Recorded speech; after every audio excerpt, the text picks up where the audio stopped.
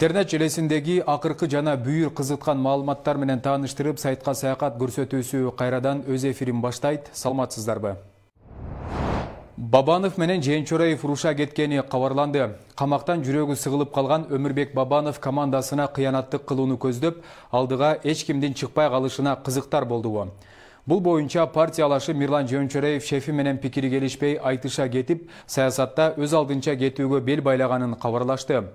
Учурда Мирлан мырза таасирдүү саясатчылар менен биригүүнүн консультацияларын өткөрүп жүрсө, Бабанов үйүндө коркуп олтуруптур. Кызгануунун чеги жокпу? Мирлан Жээнчораев бийликке оппозиция катары күрөшсө, ал үчүн Бабанов Өмүрбек Токтогулович эмнеге коркот? Мурдагы бийликтегилердин учурунда алкомагнат Шаршембек Абдыкеримов таасирдүү фигура катары саналчу. Президенттерге түз кирип, кеңешип, саясий күч катары таанылып калган. Маселен 2010 жылы Шаки республика аркылуу мандат алса, 2015 жылы Канатбек Исаев менен биргеликте Кыргызстан партиясын жогорку кеңешке өткөзгөн. Былтыркы парламенттик шайлоодо да Кыргызстан 3-чү орунга илинген эсибизде. Азыркы абалычы анчалык мартабасы көтөрүлбөй, өгөй баладай четке сүрүлгөнү эмнеден кабар берет. Учурда Шаршембек Абдыкеримов партияга сүрөөнчү болмок турсун өзүнүн башын калкалап, качып жүргөнүн кабарлашты. Бизнес жаатында бир топ мыйзам бузуулары, салык жашырганы ыраспы. 6 миллиард сом куспай койду. Негизи ал улам келген бийлик короосуна кире албай жүрүп, акыры жылжык таап кетчү эле. Бул саам кантет экен? Кызмат үчүн кургуйга кулаганга даяр Мирлан Бакиров. Улам алмашкан бийлик менен тил табышып иштөө ар бир эле кишинин колунан келе бербейт. Анын үстүнө улам бир жетекчинин тилин таап, улам бирин сатып, биринин колтугуна кирип кетүүгө өзгөчө шык, өзгөчө талант керек эмеспи? Маселен, кезинде Бакыт Төрөбаев менен дос болуп, Төрөбаев коноктосо, анын коногун тосуп, конокторго арак куюп, эч жерде колго суу куюп, Эргешевичтин эшигин сагалап жүрүп, саясий карьера түптөгөнгө жетишкен Мирлан Бакиров дээрлик 11 жылдан бери үлкөн кызматтарды аркалап келе жатат. 2010 жылы Бакыт Төрөбаевдин этегине эрмешип жогорку кеңештин депутаты болгон. 2015 жылы так ошол Бакыт Эргешевич түптөгөн Өнүгүү Прогресс партиясынын тең төрагасы болуп дагы жогорку кеңешке келди. Досунун колдоосу менен депутат эле эмес, вице-спикер болууга да жетишти. Анан 2020 жылы досун сатты дагы Мекеним Кыргызстан партиясынын партиялык тизмесин баштап чыгып, оозубузду ачырды. Анан күз айларындагы бийлик алмашууда депутаттыкты ыргытып жиберип, мамлекеттик мүлк фондун жетектеп чыга келди. Айтор кызмат үчүн баарына даяр болуп, өзгөчө жөндөмгө ээ болгон Мирлан Исабековичке там бердик. Мики байыбыз кызмат үчүн кургуйга кулаганга даяр экен. Алтын балыктын образын жараткан динозавр Жаныш Рустембеков. Учурда Тажикстандын Борбор калаасы Душанбе шаарында Кыргызстандын ыйгарым укуктуу элчиси болуп иштеп жүргөн элчи Чал Жаныш Рустембеков деген динозаврды тааныйсыздар да. Дээрлик 45 жылдан бери кызматтан түшпөгөн Рустембеков бийликтин табылгыс кадрында эле таасир калтырат. Элчи болбогон өлкөсү калган жок. Мамлекетте болгондо дагы Тажикстан менен Кыргызстандын чек арасындагы болуп өткөн ызы чууда элчи катары калыс пикирин билдирип койгонго жараган жок жарыктык. Чек арада ок атылып, жарандар өлүп атса дагы ооз ачып койгон жок чунак киши. Кызматтын кулу деп кимдерди айтабыз дегенде сөөмөй такап ушул Рустембековду көргөзсөк, жаңылышпайбыз.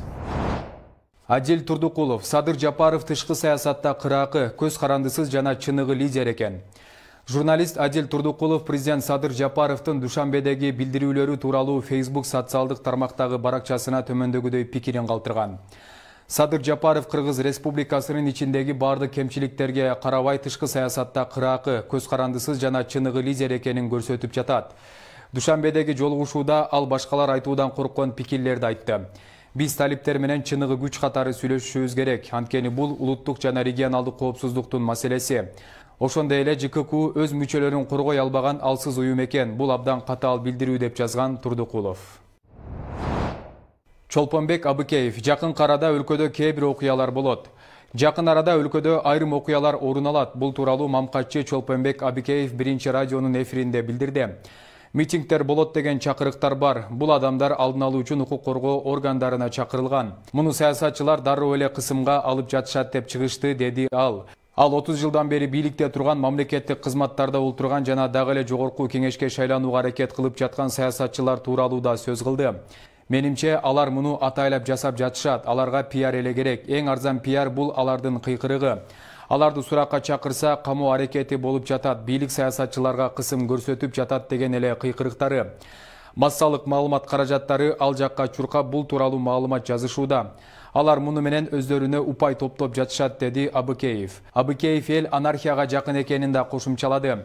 Эртең 100 000 адамды чогултуп бийликти басып алабыз деген сөздөр анархия, алардын артында миңдеген адамдар турат деген дооматтар, анархисттик аракеттер.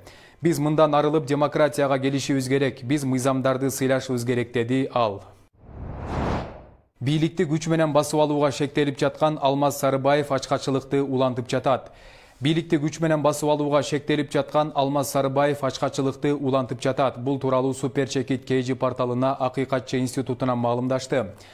Биздин кызматкер убактылуу кармоочу жайга кирип жолугуп чыкты. Анда Сарыбаев ачкачылыкты улантып жатканын айткан, деди басма сөз кызматынан. Буга чейин Алмаз Сарыбаев Акыйкатчы институтунун өкүлдөрү аркылуу Акыйкатчы Токон Мамытовго жазуу жүзүндө кайрылып бүгүн саат 16:00 тартып ачкачылык акциясын баштай турганын маалымдаган. Алмаз Сарыбаев бийликти күч менен басып алууга шектелип 16 сентябрда кармалган. Талайбек Сарыбашев менен Алмаз Мамбетовдун сүрөтү, алар кайдан жолукту? Ош шаарынын мурдагы мэри Талайбек Сарыбашев менен Ош шаарынын мэри Алмаз Мамбетовдун иш-чарада чогуу жүргөн сүрөтү тарады.